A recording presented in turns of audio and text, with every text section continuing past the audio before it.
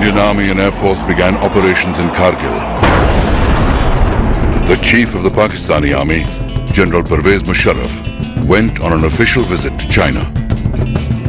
Between May 26th and May 29th, 1999, he had several conversations over the phone with his trusted Chief of Staff, Lieutenant General Mohammad Aziz.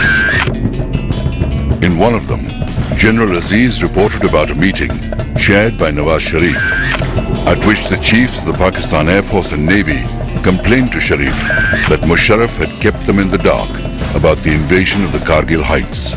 इस सारे operation की कामयाबी की बुनियादी वजह यही है कि उन्होंने लोगों को नहीं बताया। अगर ये बताया जाता तो हमारा तजर्बा ये कहता है जैसे पहले सारी कोशिशें नाकाम होती रही, ये भी नाकाम हो जाती। This telephone conversation was intercepted by RAW, India's intelligence agency, and made public. The transcripts were distributed to foreign embassies in Delhi. At once the world knew that from the beginning, Kargil had unquestionably been an operation of the Pakistan Army.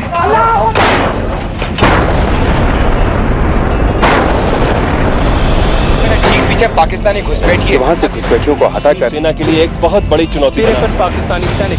The Kargil war was extensively covered on the ground by both the Indian as well as foreign electronic media. The government of Atal Bihari Vajpayee effectively used the media to convey to the world the level of duplicity that Pakistan was practicing. Access was given to the Indian media by the Vajpayee government, but the focus of the Vajpayee government really was, on the body bags, because they wanted to whip up this passion and frenzy. On the battleground, proof was there to see that those on top of the Kargil heights were no Mujahideen infiltrators, as claimed, but regular Pakistan Army units following commands issued by their Rawalpindi headquarters. Each deadly thrust up the treacherous terrain of Kargil by the Indian Army was broadcast for the nation to see. मेरे ठीक सामने उस पहाड़ी पर घुसपैठियों ने कब्जा जमा रखा है।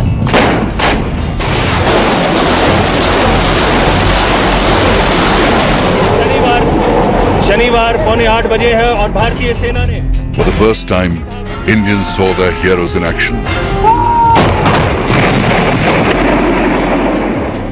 and realized that they too were mortal men of flesh and blood, and it was only a brave death that anointed them with immortality.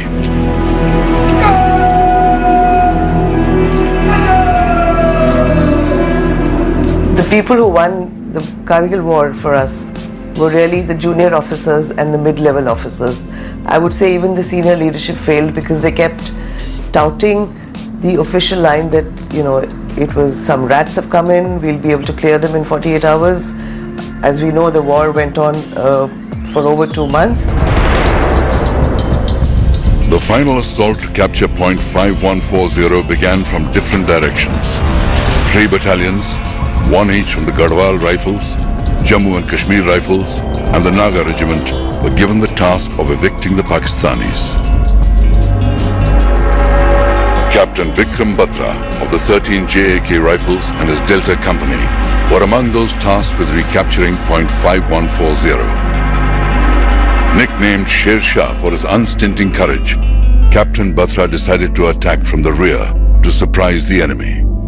Vikram Batra's company and another company, Bravo Company and Delta Company, was supposed to go through and climb a vertical cliff face to point, this 5140, which was the most dominating height in that area. From there they could see for miles around. And tackling that was not a joke. They finally assaulted it from the cliff face. They actually crawled up the cliff, and the Pakistanis were so surprised. They never expected an assault from inside. They were firing from the direction of the gentler slope, this relatively gentler slope where they thought they would come up from. And the entire there was a fierce hand-to-hand fighting there. The entire Pakistani garrison was either killed, most of them fell to their deaths from that steep height in trying to get away. Inspired by the extraordinary courage of Captain Batra, the 13 JAK Rifles charged the enemy position and captured point 5140 at 3:30 in the morning on June 20th, 1999. Once we took the Pakistanis off this, thereafter it was, the turning point of that war. It was the turning point of that war. They could not their artillery observation post officers could not then bombard our lines of communication. The capture of point 5140 set in motion a string of successes like point 5100, point 4700, Junction Peak and 3 Pimples. Captain Batra led his men to even more glorious victories with the recapture of point 4750 and point 4875. One of their boys was hit badly and he was lying in the open and he was crying, somebody get me, somebody help me. So one of the JCOs of Vikram Singh, he said, sir, I'll get him. Vikram laid a hand on his shoulder and he said, tu baal bachedar hai, main shara hu. You are married, look, I have nobody behind me. He went to get that boy out. He dragged him out and as he had almost brought him to safety, that is the time the Pakistani sniper shot him through his chest. In the early hours of 7th July 1999, Captain Batra fell in battle while rescuing an injured officer during an enemy counterattack. He was awarded the nation's highest honor for gallantry, the Paramveer Chakra. History kept up a constant litany of how India was violating the sanctity of the LOC. In my lifetime. But on June 15th, President Bill Clinton urged Nawaz Sharif to pull his troops out of Kargil. In the same statement, President Clinton praised India's restraint in keeping the war localized. The same United States of America which wasn't looking at this region till 1998 when we went nuclear had already started contacting the Vajpayee government.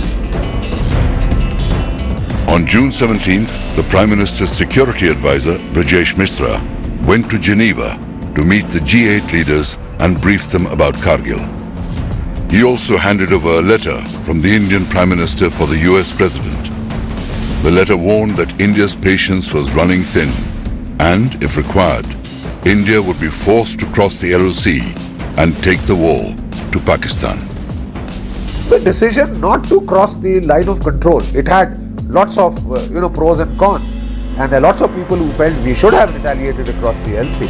But when we did not retaliate across the LC and we focused the fighting there, the world lost the casus belli to intervene in this conflict. They could not intervene and we took 2.5 months, but we methodically sorted them out. India's Vajpayee took the stand that we will not violate the line of control and we will not cross the line of control, and a lot of that was done in conjunction with the US. Right from the beginning of the conflict, India had been very clear that it would respond with force. But many measures were taken to deter Pakistan from escalating the conflict into a full-scale war. On May the 20th, even before Indian action on the ground began, the Indian Navy was put on full alert.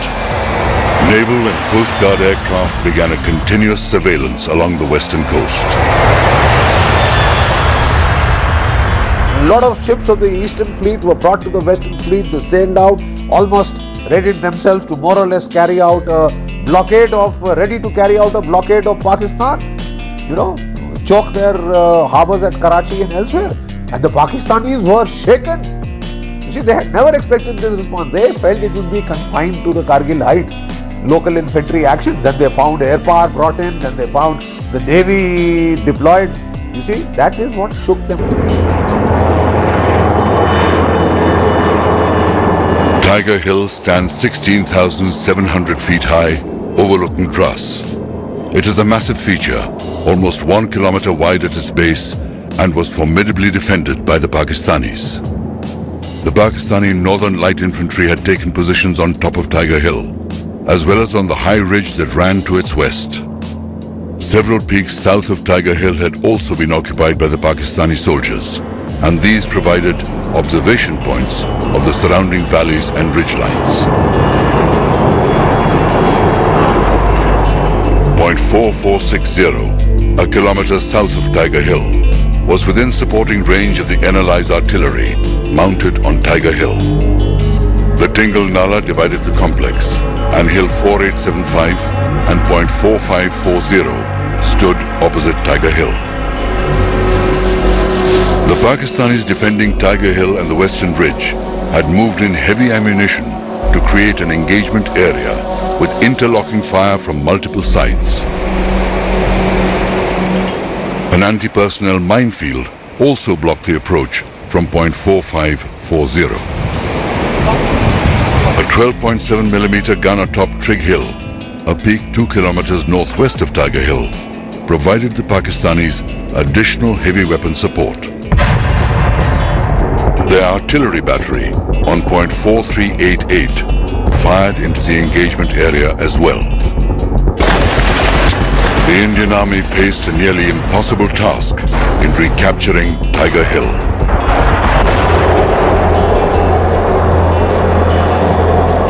India had captured point 4460 in late May, and this provided a base to direct fire onto Tiger Hill.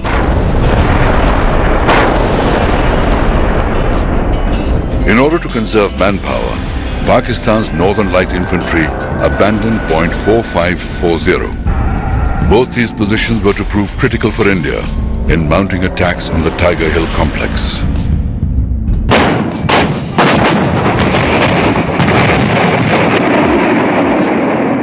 As India's massive bombardment began, it stretched the Pakistani positions to the limit.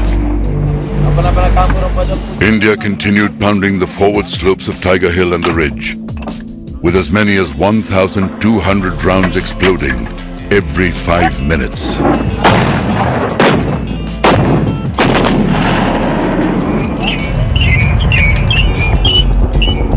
The Indian Army found an undefended flank on the east, and through this, they launched their attack on Tiger Hilltop.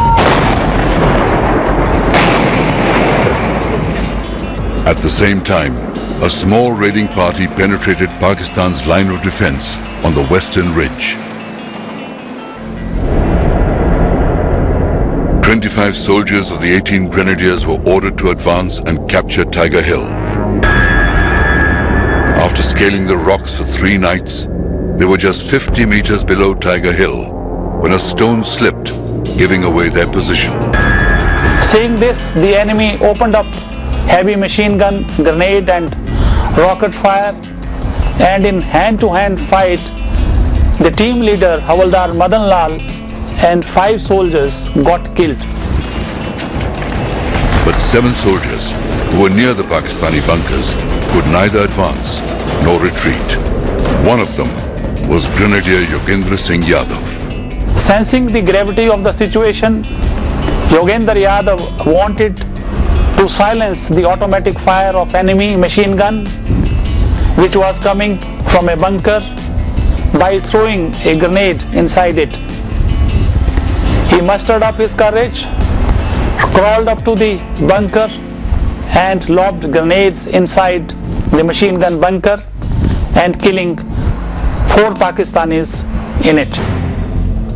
Yogendra Singh sustained 15 bullet injuries and was the sole survivor of the 7 soldiers of the 18th Grenadiers who stayed on to fight the Pakistanis. यहाँ पैर में हाथ में गोली मारी, last में उसने यहाँ पे गोली मारी। तो 3 दिन तो हो गए थे पहाड़ी में चलते चलते, पूरी पैंट फट चुकी थी पीछे से। तो पर्स रखा हुआ था यहाँ पे, पर्स में कुदरती तौर पर जो है गिलट के 5-5 रुपए के कई सिक्के थे। तो उसने गोली मारी तो वो सिक्के पे लगी, तो रिकोचिट होगी गोली। तो मुझे एहसास लगा कि मैं मर गया। जब उसका दूसरा जवान बंदा साथी जो हमारे साथ पास आया वेपन उठाने के लिए, उसने मेरा AK-47 उठाया और वापस मुड़ा, तो मेरी एकदम आंखें खुली ऐसे जैसे नींद से जगा हूँ। अंदर से एक वो आया कि अब यार अभी तक नहीं मरा तो मरेगा भी नहीं। मैंने अपना एक ग्रेनेड निकाला और उसके ऊपर ऐसे थ्रो कर दिया।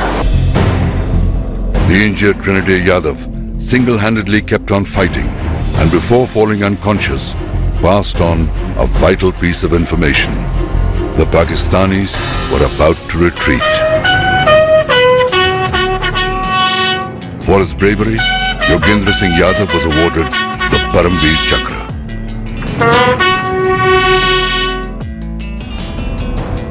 The Pakistani forces had been split in 2.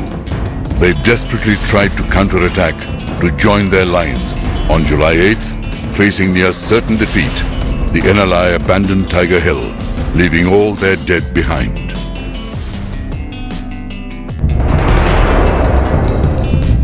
On June 27th, Pakistan's army chief announced at a press conference that Prime Minister Nawaz Sharif would shortly be leaving for Washington to meet President Bill Clinton to find a solution to the Kargil crisis.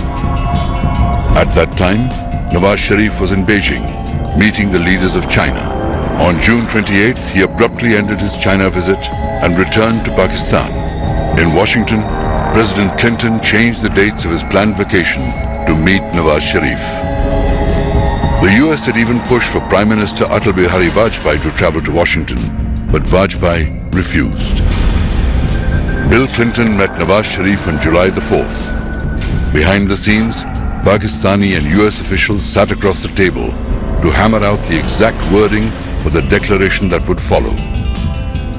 Bill Clinton's national security advisor, Samuel Berger, constantly discussed the wording with Vajpayee's security advisor, Rajesh Mishra, in Washington. In Delhi, Prime Minister Vajpayee waited for President Clinton to call and tell him that Pakistan would withdraw its remaining troops with immediate effect.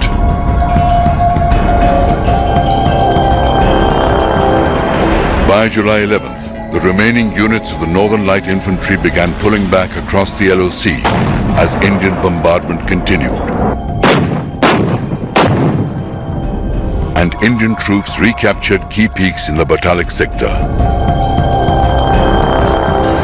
India set a deadline of July 16th for all Pakistanis to return to their side of the line of control. On July the 12th, Nawaz Sharif went on television to explain to his people why Pakistan was retreating from Kargil. The war in Kargil officially ended on 26 July, but it had far-reaching consequences for the future.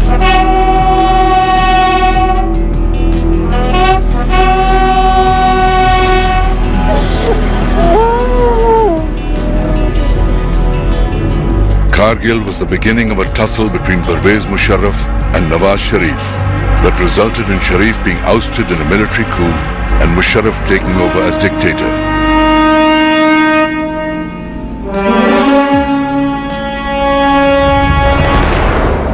Today, the wheel has turned again, with Nawaz Sharif back in power and Musharraf being tried for treason.